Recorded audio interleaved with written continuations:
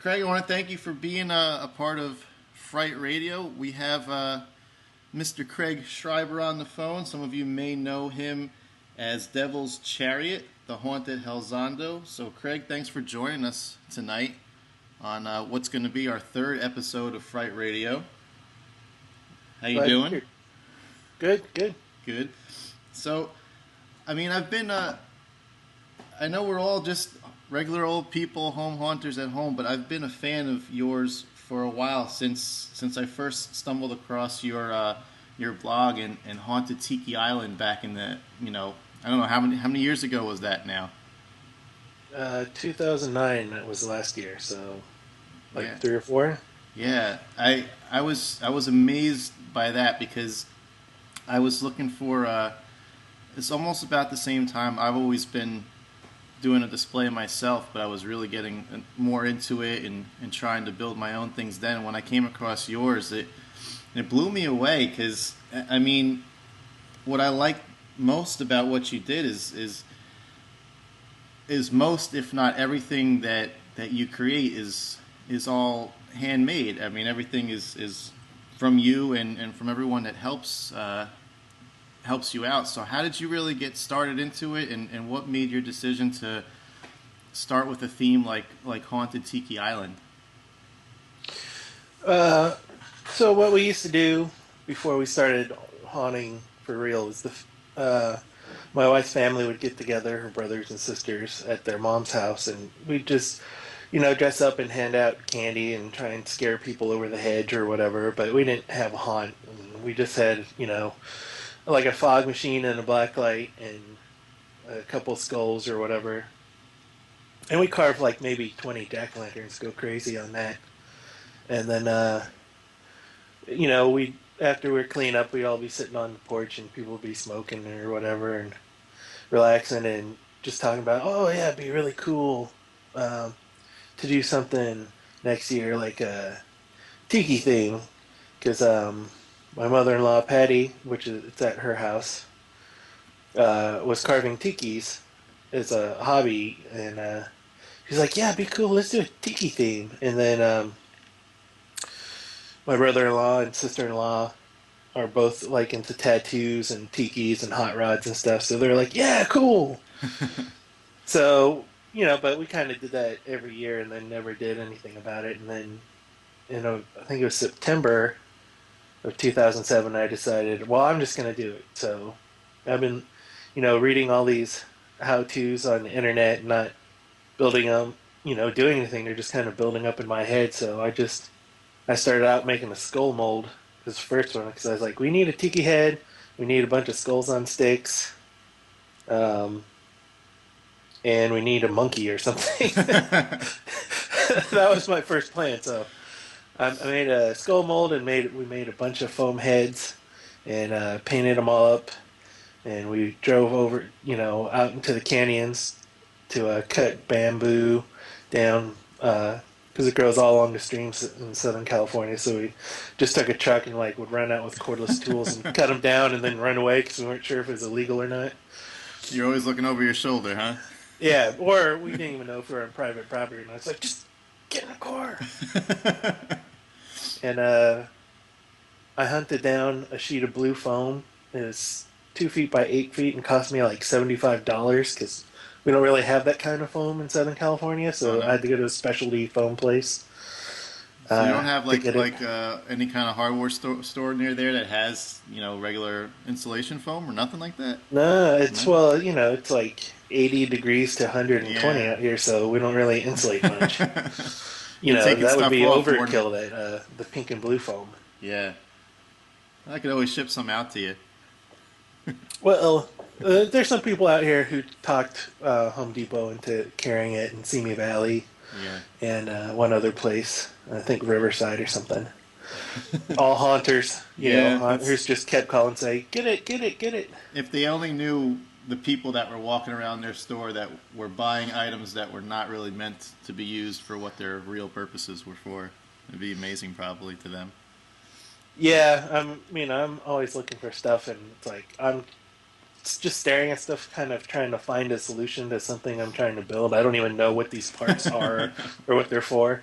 Someone's like, "Do you need help?" And I'm like, "I want to say yes," but then I know that if I tell them what I'm doing, they're just going to be like confused and scared. So I it I just had to do that once, and it was this past year too, and I just got the craziest look, and I don't even think they answered my question really. They were just kind of like, okay. can So you attach a skull to this? I I don't think that's know. what it was. I was looking for like plumber flanges and pipes and everything, so I can do some molding and casting and sculpting, and I couldn't even find the aisle for it. And they're like, "What do you need it for? What do you?" And I said, "Why?" And I said, "Oh, okay, move on." Yeah, I just if it takes me an hour, I'll walk around, Yeah. an extra half hour, so I don't have to talk to anyone and embarrass myself. So my one of my questions is, I know like as a haunter, a lot of us we pick a theme and we stick to it and more or less try to get better at it or expand upon it. But you came up with Haunted Tiki Island, and I mean, there's obvious reasons why you could say I moved on to do a different theme. But what what really was? How was that decision made that every 2 or 3 years you were going to pick a new thing and move on? Because it seems to be a big undertaking to have to do that all the time. Well, when we started, we didn't think it was a big undertaking. Um, Haunted Tiki Island was kind of like some tikis, some skulls on stakes, so pretty simple props. Yeah, Um, a lot of uh, that ground covering netting, and uh, and then just a bunch of zombies. And we didn't even have to make costumes for our props. So it's like one guy had a, two guys had like loincloths, and that was it. So like our costuming costs were like $2 and scraps. two guys in But loincloths are scary enough, right?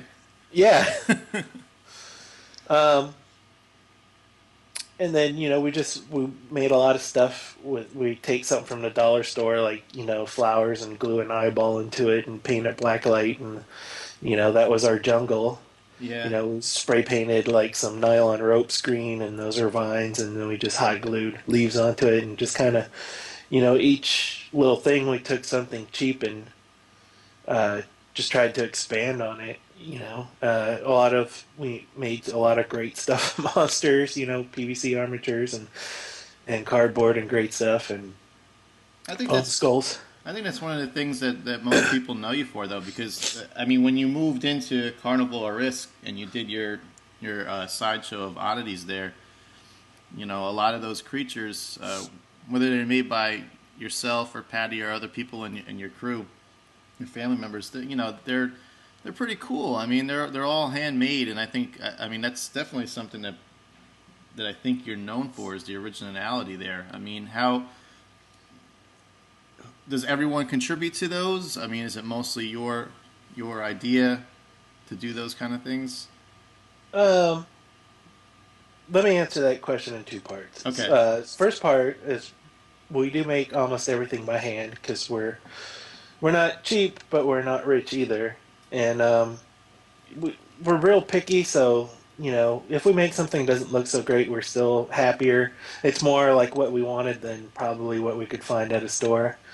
Yeah. And then at the store, props can be like, good ones start at like $100 and Uh go huh. up to 1,000.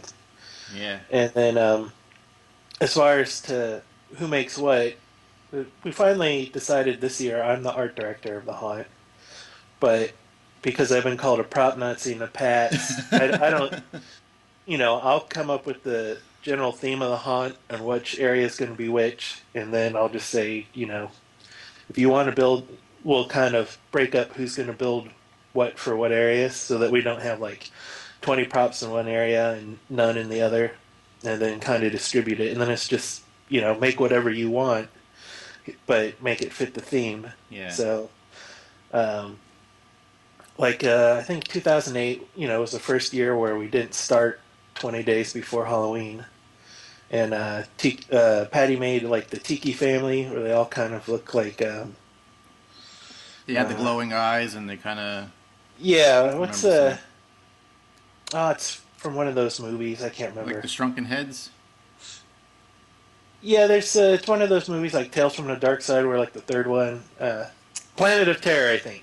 Is it Oh yeah, Planet of with the Terror? little tiki guys running Yeah, around. yeah, that Yep. was her inspiration. So she made the Tiki Family based on that, and that was the year I made the Cauldron Creep. So I did one side of the yard and she did the other, and we just kind of broke it up. Like I made all the freaks and jars and stuff for the Carnival Risk, and then she made uh, at least two of the sideshow people, and then between the third one, Mr. Electro, was between my wife Kendra and me and Patty. Like I started the armatures and set the pose, helped them set the pose, and then Kendra did the whole body and Patty sculpted the face. I love that guy. I love how you use the cornstarch and everything to make him real kind of. I don't even know how to explain him, but Oh he yeah, was to really make his cool. pants Yeah, yeah. not Um, just be sagging on top of a PVC armature. Not to really switch gears because I'm kind of almost going through each of these haunts, but you mentioned the Cauldron Creep, and I got to bring him up because um, you see so many interpretations of him now on YouTube. I don't know if you go on YouTube a lot and look up these things, but I mean, he's probably become one of the most popular props on every haunter's to-do list now. I mean, how does that make you feel to know that you made something that made such an impact like that in the haunt community? Because he's such a cool prop, and I mean, this whole past week I was looking at, I don't know, countless videos of all different people that made him. I mean, what's that like for you? It's make never been a grandpa, but it makes me feel like grandpa or like a dad or whatever. Like seeing all these little Cauldron Creep kids popping up over the internet. And when I start made Cauldron Creep, I wasn't trying to like create the next big prop. I couldn't figure out how to make it look like the regular stirring witch. The first time I started it up, the that stick whipped around and like hit me in the face, and then knocked the head off the Cauldron Creep and ripped off one of the arms and just fell apart. So I'm like, all right, I got to figure this out because it's like 2 weeks of Halloween. So I held the stick while it spun around. It's like how do I do this? And I'm holding the top of it, and it's stirring in a pattern just like I wanted to. It's like that's it. I'm just gonna make this one arm. It's gonna hang off this one arm, and then the other one will just kind of follow it around. And that's how uh, that idea of the way his stirring works out started. And then I just witches don't go with tikis. But I wasn't really, I hardly knew anything about sculpture, so I couldn't sculpt a witch doctor, which is more like what I kind of first drew. Yeah. So I just made him like a skeleton and rags, and he was gonna have a headdress and stuff, but I ran out of time, and once I saw the way he looked, I was like, good enough. That's the look. I'm not gonna mess it up anymore. But you've since started to learn more and play with more sculpture techniques and everything since then, though, haven't you? Yeah, that was 2008. I think is the first time I ever tried sculpting stuff, and I had a good job back then where I was pretty fast at what I did, so I could finish like an hour or two early each day. So I would just watch constantly how-tos, videos of people sculpting, tutorials on all these different websites, shifletbrothers.com, and I think that's why I learned the most from those guys because I was starting out with Super Sculpey, and they always work in Sculpey. So I Yeah. googled Super Sculpey, and they showed up. They make awesome like fantasy figures, and I learned how to build armatures and create textures and stuff. So I just each prop I tried to add onto what I knew. Try oh, I saw this how to today. Let me try and add that onto here, and then just started exploring different materials and stuff, and That, that, and it just kind of went from there. It's one of those things. I didn't. If you ask me, would I ever be good at sculpture of all the creative things in the world? I'd be like, no, that's I suck at that. My proportions terrible, and I have carpal tunnel syndrome, and I don't think I'd be any good at sculpture. But that's sculpture and painting seem to be the ones that I excelled at. So and being surprised that I was good at it really pushed me to try more and more stuff. So I think that's the best thing, one of the coolest things about Halloween, and I think probably why so many people like it, right? I mean, because it's hard to mess up making a monster.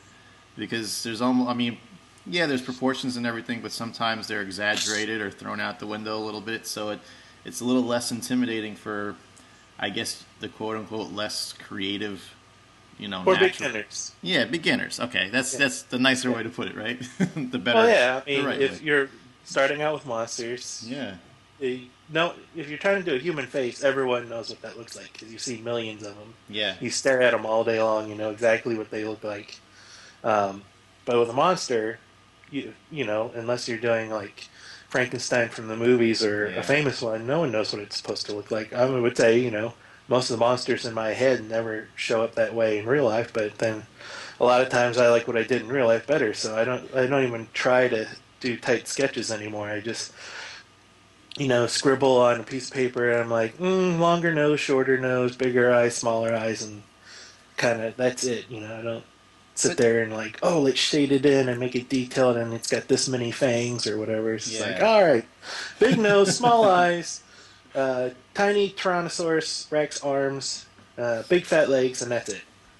I think And then just build your from there.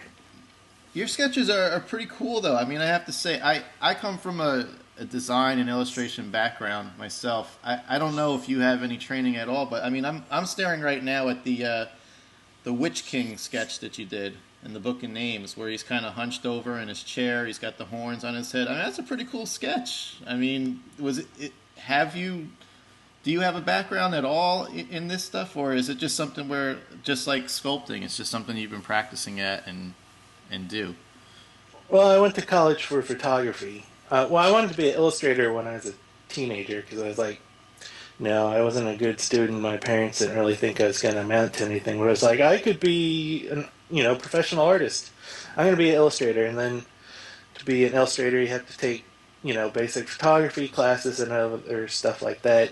To as part of your basic education. Then when I did photography, I was like, oh, this is kind of interesting. And I'd sit in the library between classes looking at photo books, and then I was like, this is the greatest thing ever. So then I decided I switched my majors, and it was right at the beginning. I was going to community college to save some money, and so I switched before I went to full time college, and that's what I did. So I had a few drawing classes, but I was kind of a bad student. I've been doodling in church my whole life, so you couldn't really teach me how to draw. So that's why I say my proportion's bad. But I've kind of learned to draw because I work in the creative industry in the production side, so I gotta like sketch things out for some people sometimes, and they're like, "I can't picture it." I'm like, "Well, let me draw you a picture." That's And true. I have a lot of production meetings that are boring. That's where all Yeah. my best sketches are from. I But think you might even see it if you look at some of the pictures. It'll be like, "This guy's an idiot," and then like press check on Thursday, and then it'll be like, Carver Creek should have a axe this big. no, they're really cool. I mean, it's something I appreciate so much in seeing, because you really do detail every step of the way. Just those initial sketches and concepts and kind of that thought process. I mean, that's what I love seeing the most about it. Why I love the internet so much for haunting. It's just because someone like yourself is showing how your creative process is to make these things, and it helps someone like me think in the future, hey, maybe if I started with a sketch and I really try to develop this thing, I wouldn't be rushing the day of Halloween to try to finish a freaking prop. So, But there's a flip side to that, though, because I had drawn him out so well. I didn't even build him this year because I was like, I don't have time to do that. I don't have. I know what he's supposed to look like, and I know how much detail he needs, and I know what people are expecting because I showed people I shouldn't have showed them. And then I was like, screw it. I'm just gonna put more detail into these props that I already done. I'll just bring them in next year. but I mean, if that's going to bring us up to Witches of Scabtree Hollow, I mean, you guys did an amazing amount of work. I mean, to me, that confession house alone, I mean, that I think any haunter would just be happy to have that sitting on their front lawn. I mean, how how do you guys manage to pull off so much in such a short amount of time, especially a build like that house? I mean, how did that all come together?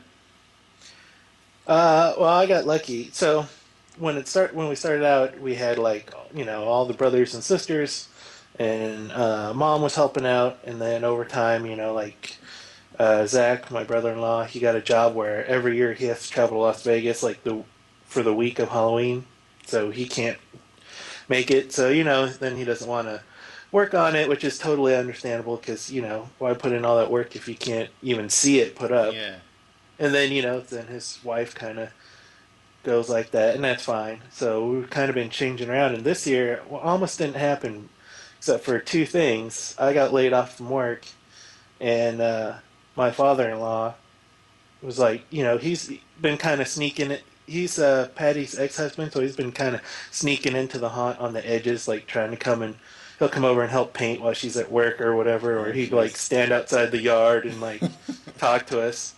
So I said I'm going to build this my house. You want to come over and help? And he's like, oh, I'd love to. So then it was just like 2 days a week for like 2.5 months, maybe 3 months straight. He'd come over and we build coffins or work on that house or build a torture table or whatever. And we had a really good time because he probably lives like an hour and a half, 2 hours away, and we don't see him very often. So it was a good time for like father-in-law and son-in-law to bond, and we just have a good time laughing and joking and building stuff. And so that's part of it was like we had unfortunate events. I got laid off, but then he wanted to come over and hang out, so we just made the most of it. Instead Yeah, of being depressed or saying we can't do it, just use scrap wood where we could find it and scrimp and save and try and think of faster, cheaper ways to put it together. And I mean, we just barely pulled it off this year. I thought we were totally gonna blow it. I was like, this is it. This is the end. I don't know, man. I mean, maybe it's your skillful photography background, but the pictures look amazing. That's all I can say. And if anyone hasn't checked them out, just go to hellsondohaunt.com or .blogspot, right? And check out these pictures. It's crazy. I mean, I mean, I know when you take pictures, I mean, obviously, as a photographer, you could definitely help those pictures be a lot better. But I've always appreciated the lighting that you do as well. And there's so much of it from the black light area, even seeing the red light peeking in through the slats in the confession house. I mean, how long does that take you to kind of to do the lighting for it as well? What kind of lights do you use? I mean, is it all floodlights? And I mean, how much are you tricking us with your photography? For photography, I do almost no tricks because I photograph it. It's not at my house, so it's only set up for and open for 2 days. So I photograph it. Everyone goes in after 10 o'clock, and gets out of their costumes. I'll have a slice of pizza, and then I'm out in the yard till 3:30, 4 in the morning, taking pictures. I just use a digital camera and like one of those SLRs. Hmm. Not even high end, just a Rebel and a tripod. And I just kind of I bracket my shots, so I over and underexpose because some lights are brighter than others. Then I just process them uh, in RAW, which is just lets you lighten and darken things. RAW, Adobe Camera RAW, Hmm. so which is in like Bridge or Photoshop, and then I don't really do any retouching to them. Like I'll take out an extension cord or something I couldn't hide, or like there's this crosswalk sign that shows up in all the coolest pictures, so I take that out because it drives me nuts, and then that's it. As far as lighting, we just use the colored spotlights from uh, Home Depot, and over the years they've changed, and I've kind of like semi wrap up very carefully because like, oh, you can't get these anymore. I Yeah. really like the color this makes, and I don't, never quite. We always run out of power, so I don't have quite as many lights as I'd like to. So if you looked at the haunt compared to the pictures, it looks good in real life, but it's probably a little underlit because when I'm taking pictures, I can turn off the blue light from the graveyard if it's getting in this picture, or turn the green light a little more Yeah. so this looks better, so it's not shining into the camera or whatever. So we kind of have like the mood is probably the same when you walk through the haunt, but I have to move some stuff just to take pictures so that I don't have like a spotlight shining in my camera while I'm trying to photograph something. But it's all pretty basic. And I also like the new light bulbs I like to use are those colored compact fluorescents. Mm-hmm. They just have such a rich color to them. A lot of the floodlights are, they're tungsten bulbs or whatever, and they have that kind of orange-red color to it. Then they put the color coating over it, so you have kind of, if you put blue or green over that orange-red, you get kind of, you get a duller blue or green. So I like that in some things. I'll use those older style floodlights, and if I want something really rich, I'll use the new ones with the compact fluorescent bulbs inside. Those give you insane color, but I think the other thing I use is I just make little handmade LED spots. Some of them are just a 9-volt battery with a wire taped to it with a LED on the end. Uh-huh. It just looks like it's just an LED on a wire on taped to a battery. But those are small, and you can wrap the wire around stuff, so you can wrap it around someone's arm or stick it around a tree branch or whatever, and no one sees it and lights stuff up. But that's great. And then blacklights, you just blast everything with blacklight. We're always like, oh, this looks terrible, when we're setting up the blacklight area, because it does look terrible under regular light. But when you turn those blacklights on at night, it's like instant. It's like, even I think the effect is even worse on us. We're just stunned by stuff glowing. We're like, ooh, shiny. Yeah, that whole little walkway you have with all the little pumpkin groundbreakers and everything, it's awesome. It's really cool. So it's not just a static display. You guys do get dressed up. There is a theme. How do you guys run the haunt the night of? I mean, when people are coming, do you get a lot of people, and then how do you kind of orchestrate everyone going through? I mean, do you really try to scare them? Can you speak to that a little bit? Yeah, so each year we have more and more people. I think last year we had 700 to 800 people, because we live in the haunt's in a neighborhood. Patty lives in a neighborhood where lots of other people will decorate their houses, the graveyards and Mad Scientist Lab, and the house where there's just everything out on the lawn that was ever sold in a Halloween store. I have quite a few of them where it's the house that Halloween threw up on, kind of thing. Yeah. And there's Nightmare Before Christmas haunt right across the street, so we get a lot of traffic. This year I think we went way over 1,000. We tried counting with one of those little clicker things. Yeah. And halfway through the night, it was like no one could keep clicking it, because people were lining up out down the sidewalk and like out into the street, like out into the middle of the street, and I had to like run out and be like, come on, let's go back on the sidewalk. You can't line up out here, because when you do, the police come, and then the haunt gets shut down, and then you don't get to go through. And so I'm like trying to put my arms out and just like push all these cows, back into the field. Just come on, move. Is that why you had who's the guy in the one picture? He's got the he's standing near the little hangman nooses, and he's got the bell in his hand. Oh, that's Uncle Bobby. So was he hurting the people with his bell? He was he's hurting people out. Because we have one gate in and out, so we kind of like at that gate we have it diverge into two lines where there's the line people queuing up to get in, and then we have a little exit area where we just kind of try and speed people out of it, and then at the end we'll hand out the candy, because we used to do the candy in the middle maze, and then everyone would stop in the middle of the maze, like ask questions and like tell everyone how great they thought we were haunted. It's like, just we got to get them through the maze. So thank you. Go. He does the candy at the ends and hands out flyers for like us on Facebook or whatever. Yeah. And so yeah, what we do.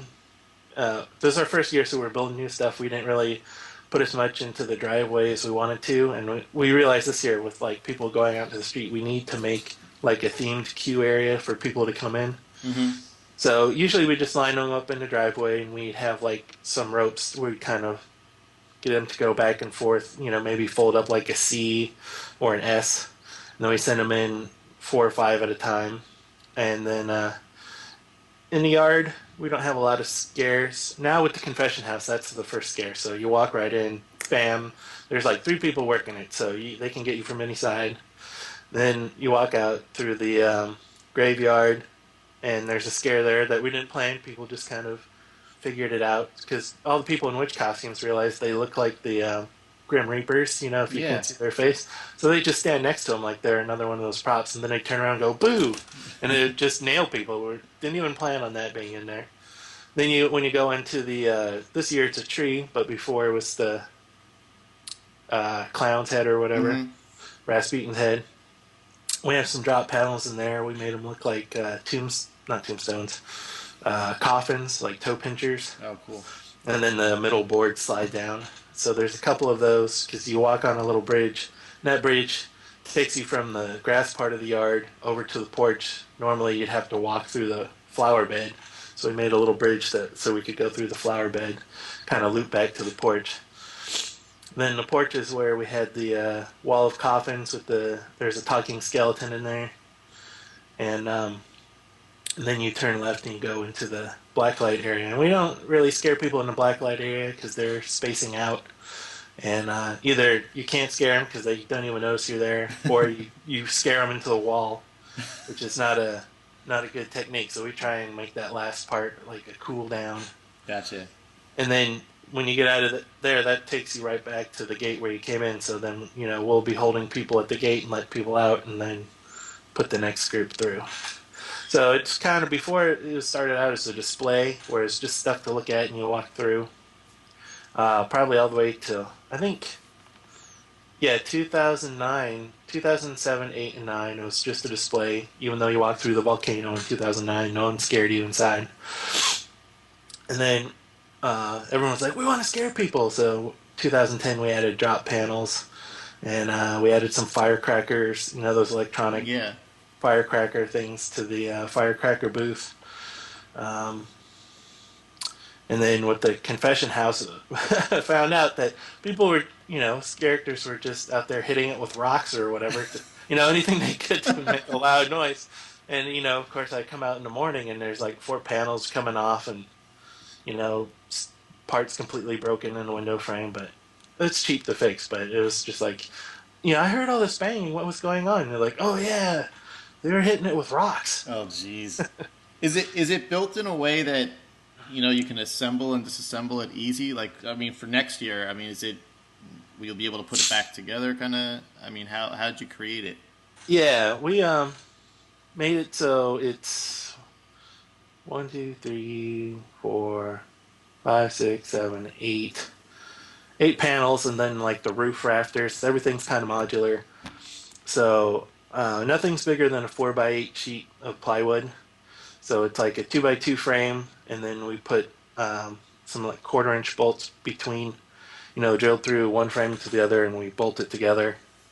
And then we shimmed it up, but we screwed the shims onto the bottom and left them there because when we built it at my house in Canoga Park, and then took it over to Patty's house in Simi Valley, so we weren't sure.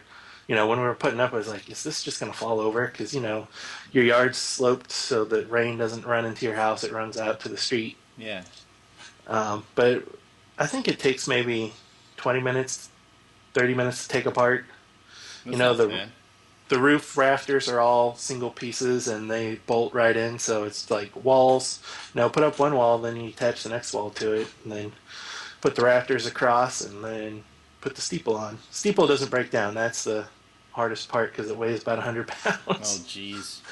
So trying to carry it up a ladder is a pain in the butt, but it's impressive. It's really cool. It's definitely something. It caught my eye immediately.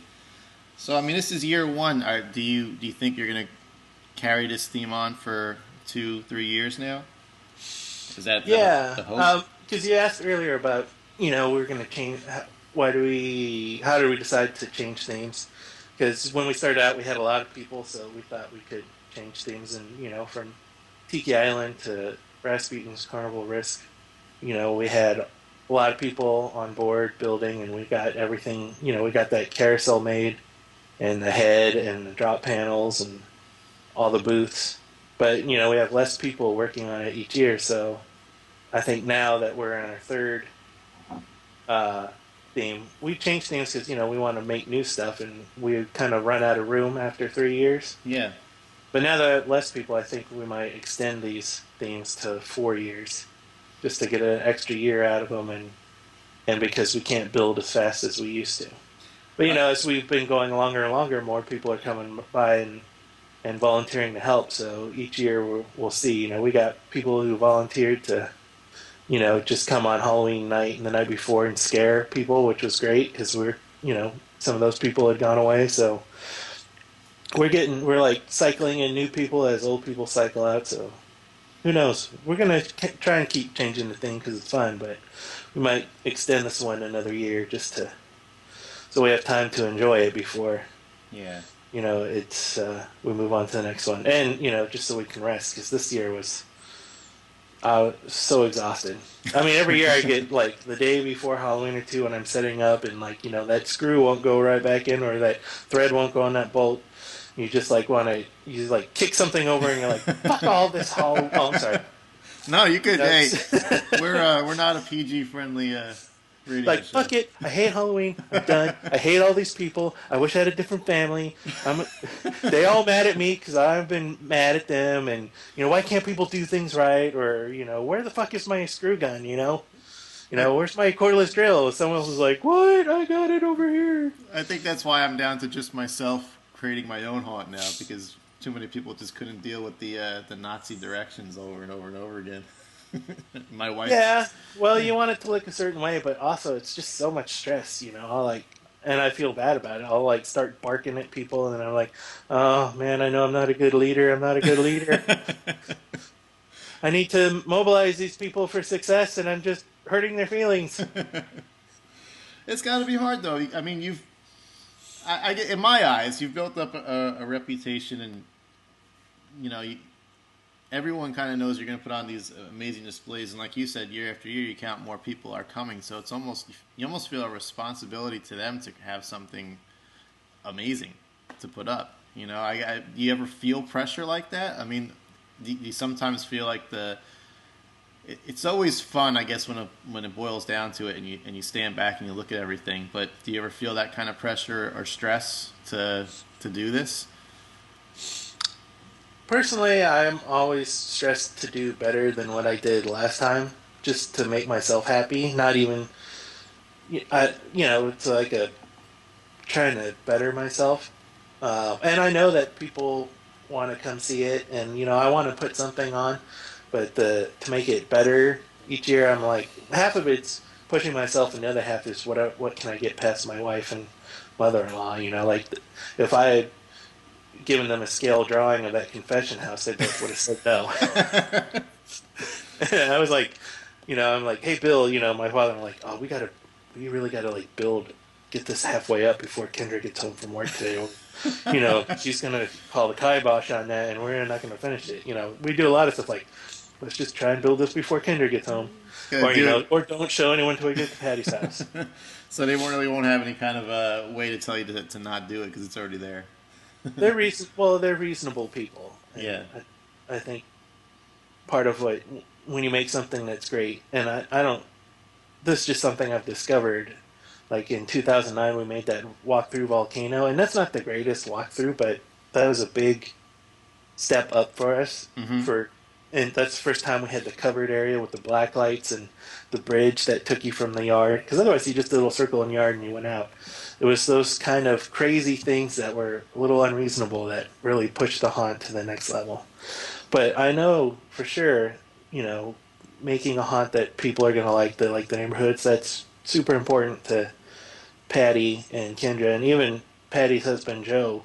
He's he doesn't really like Halloween. He doesn't like the mess that it brings to his house. But when people come over and like, "Are you doing the haunt this year?" And then he's like, "Yep, we are." And then he'll sit there. He'll talk to him for like half an hour. Like, "Oh yeah, we're doing this, and they got a giant head." And he doesn't tell him that It's he funny hates it. how And he quick knocks stuff over when we leave it out just to spite us or whatever. It's funny how quickly people's opinions change of a holiday, though, when they're getting the positive attention like that. Yeah. It doesn't take much, and you all of a sudden feel that sense of pride in everything that's going on. But Yeah, and I know that Patty's super. She takes a lot of pride in it, and she works really hard. She only made 2 props this year, but she made like 15 costumes, which was an insane amount of sewing. That's the thing. This year I thought, oh, it's gonna be easy. We're just gonna make a bunch of props, and all we gotta do is make heads and hands because they're all gonna be wearing costumes. But that was easy for me to say because I wasn't sewing costumes. can you pick So out can you pick out one your most favorite part of this year's haunt? The one prop that stuck out the most to you? I think my favorite ones was the witches burn at the stake. There's one, and you can see in the pictures framed through the doorway of the confession house. Yeah. And we used styrofoam, what do you call it, dummies or whatever, mannequins. Someone gave us a half one, so we used that for the bottom, and then I built the top in scale to that, and the proportions came out so right when I would walk by that when I was taking pictures after Halloween at night. It would just give me the creeps. He's like, I know that's not real, but I can't see that it's fake from here. And I walk really, I'd take like an extra fast step through the doorway to get through the confession house when I walk by. And I don't think that's my best one. What's your best one? I don't know. I like the pumpkin creeps, the pumpkin groundbreakers, but I like the witches' heads. I'm not 100% happy with the witch setup yet. I wanted to have them all talking 3-axis skulls and like them pouring potion into the cauldron and whatever. But I definitely next like. year. I like your the Watcher. I think you call him prop, the one that Oh kind of yeah, points. I forgot about him. Okay, he's my favorite. Oh, jeez. I got mad because the mechanism that made his arm move broke. Oh, it Like when we did? were setting him up, and I didn't have time to fix him, so I totally like put him in the back of my mind. It's like, I have to fix him and get him working next year. He worked 2 days before Halloween, right before I brought him over. I set him up in the yard because he was going to be on the patio first, so he had like a stand. Mm-hmm. But when we put him in the grass, I changed his feet to like stakes, pound the stakes in and then stand him up on the grass. And so I did that at my house and turned him on. It's like, all right, everything's great. Get him over to Patty's house, and then, that mechanism's spinning, but the arm's not going anywhere. I really like the whole faceless kind of look to him. Had that very Guillermo del Toro kind of creature kind of thing in Hellboy. Yeah. That little section. Kendra did a post on him on our blog, and she kind of threw in some pictures real quick because I just told her, off the top of my head who to look for. But that faceless thing, ever since I was 5 years old, when I didn't even see Alien, I saw my friend's Alien toy, and I thought that is the most horrifying, awesome thing I've ever seen. And that like drove my creative stuff for a long time. Like when I was, when I wanted to be an illustrator, I was like, oh, I guess I'm gonna paint fruit and cars or whatever, and it's gonna be boring, but it's a job. Then I saw Giger's paintings, Yeah. H.R. Giger. They had one of his books at the comic book store, and I got that for my birthday, and I was like, oh my god, this is what I want to do with my life. Oh, man. I don't know how, I don't know, but I started painting and drawing. Just like when you're a teenager, you copy, or a young artist, you copy your favorites. So I just drew alien like creatures over and over and over and over. So that's always been in my head. And then Wayne Barlow's Inferno is a big influence. He one of the things he has is a lot of those. They're illustrations of hell of like the political leaders or whatever, Beelzebub and the devil and all these other mythical creatures, and a lot of them have like these runes that either float over their head or are burned into their skin that glow. And I thought that's what I first wanted to do when I made that Watcher face. Is like I'm gonna, do this in black light and then try and paint it to look like it's burning, which it looked like Fruit Loops, so that didn't work. And it's like, well, maybe I'll cast the skull in like clear resin and then I'll put a light in it. And then I was like, that's gonna cost like $200. So I was like, all right, I'll just paint it white and black and just a regular skull. And then I was like, well, that'll do it. That's good enough. Yeah. So I liked it so much, I made a few more. I made, I think 3 more. I even have some stuff I didn't put out this year that from that thing, because I like that idea of faceless death, Yeah. especially how it tied in with the victims who have hoods over their head. Mm-hmm. So I think that's kind of what makes it even creepier. Like it's even easier to. It's like an unhooded victim. You could kind of have sympathy with them more. You see their face. You would see their even if it's a terrible prop face. You look at their face and think that's a person. But with the hoods, it's even creepier because it kind of takes away their humanity. Yeah. Then even with the dead creatures, you can't look at their face. It's just teeth and this blank spot or the runes written on there. So that's really cool. So I guess a 2-part question to wrap things up. Part 1 is more of, you have a lot of experience behind you now with all the haunts you've created. Is there any advice that you would give to any haunters that are starting out or are still kind of trying to find their way through what they want to do in haunting? And part 2 is, where do you see yourself going with Hell's Hondo Haunt? Is it something you just want to try to keep on continuing forever? Is there ever a notion of trying to take it to a professional kind of level? Can you kind of give us a little something with both of those?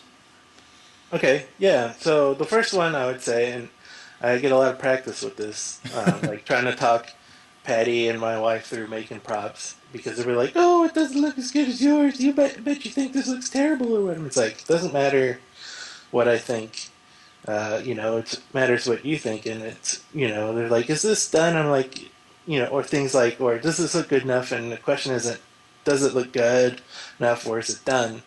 It's like you'll find if you keep working on something, you'll find when it's done, it'll just kind of reveal itself to you.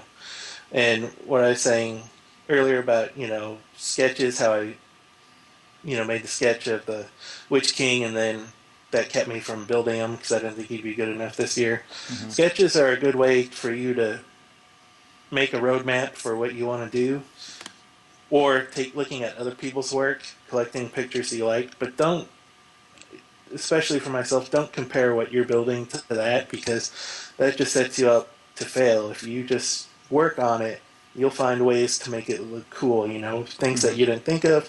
Either it'll be unfinished and you'll be like, I kind of like that. I like how it looks with unpainted eyes. Or, I was going to make it with red eyes, but I like it better with white eyes. Or, I mushed the nose, but kind of looks cool like a rotten zombie nose or a mummy's nose or something. If you have accidents, go with it and don't be so rigid in trying to, get that picture out of your head. It's more important what you make with your hands in the end because no one knows what it's supposed to be unless you tell them. That's a completely different profession.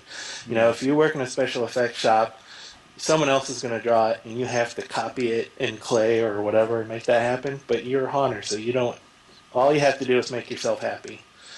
So that's my answer to the first one: is just keep working until it looks good to you. That's when it's done.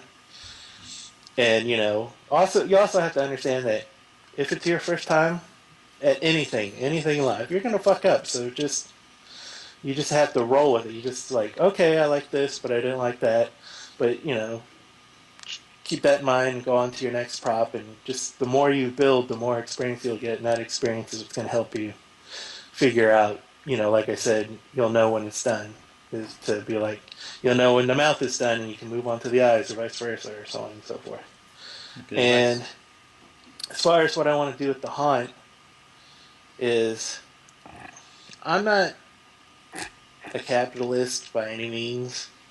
I believe in free markets or whatever, but I'm not interested in trying to make money off my haunt. I want people to come to the home haunt. It's always free.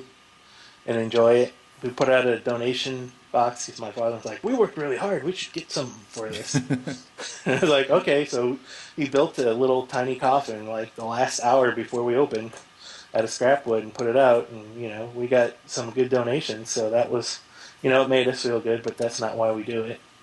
We just do it for fun and the fun other people have. That's the payoff. When people come by during the year and they're like, "Oh my gosh, my little brother said that your haunted house was the scariest thing he ever saw," and then all he does is talk about it. That's worth more than like people paying $20 a ticket to get in or something. Yeah. And we would like in the future. There's like this fundraiser haunt that we drive by every day on the way to work at one of the colleges that is kind of terrible. We're like, we should take that over. We can make that cool and turn it into a profitable business, but profitable fundraiser. But if we ever go pro, my only interest would be to do it for charity or fundraising. I don't want to. I don't want to try and make a living or have a business or even have a part-time business because there's too much. To me, it's too much work, blood, sweat, and tears to just do it for money. Yeah. Maybe that's some kind of like artsy-fartsy communist pinko bullshit. No, I get that's what I want out of it, and that's what I get. That's all I need out of it. I don't need. If someone gave me $20 and I thought the haunt looked like shit, I wouldn't feel any better. Like, this haunt is great. I'd pay 30. And like, oh, shut up. I think that's good. I mean, for the people I've spoke to so far, as most. I mean, geez, okay. I've only had 3 interviews so far, but I mean, everyone seems to really, even those I haven't interviewed, it's always about the love of just doing it. It seems to be, especially for the home haunters. So it's cool to hear it from you too. I mean, doesn't matter what level you're at. I mean, you're having fun doing it.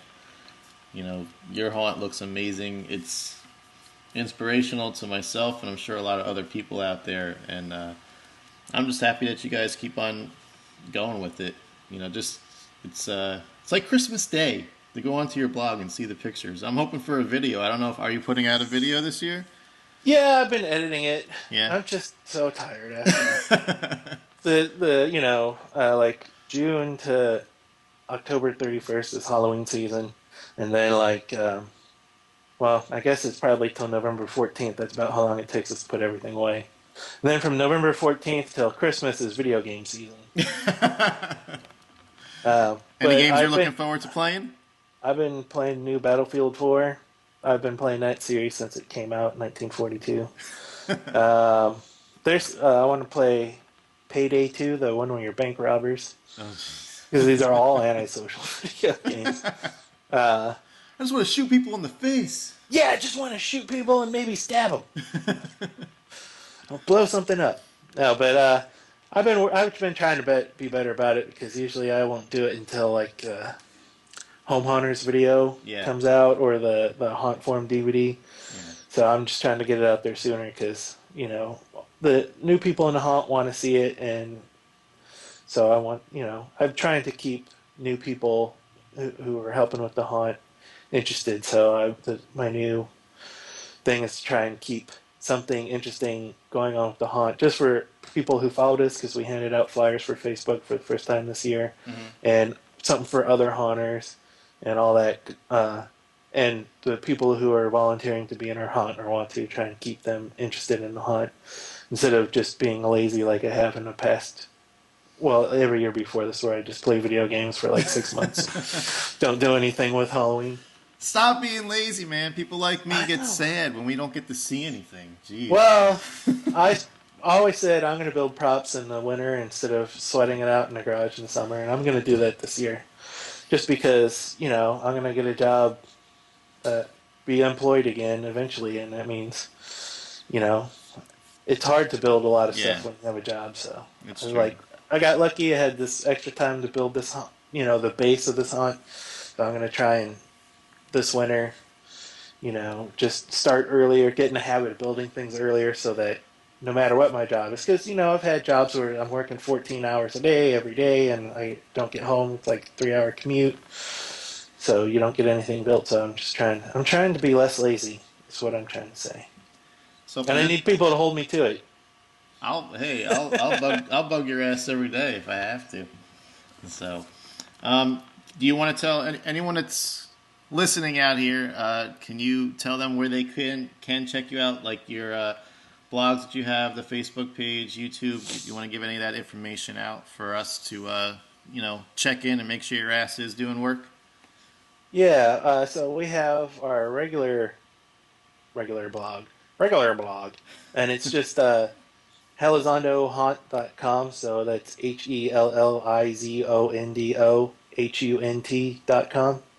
It's not Helizondo's not a real word, so we're on Haven and Elizondo Street, so that's how we came up with Helizondo. And so that's our regular blog. That's when we like get serious about social media and copying links and pasting them.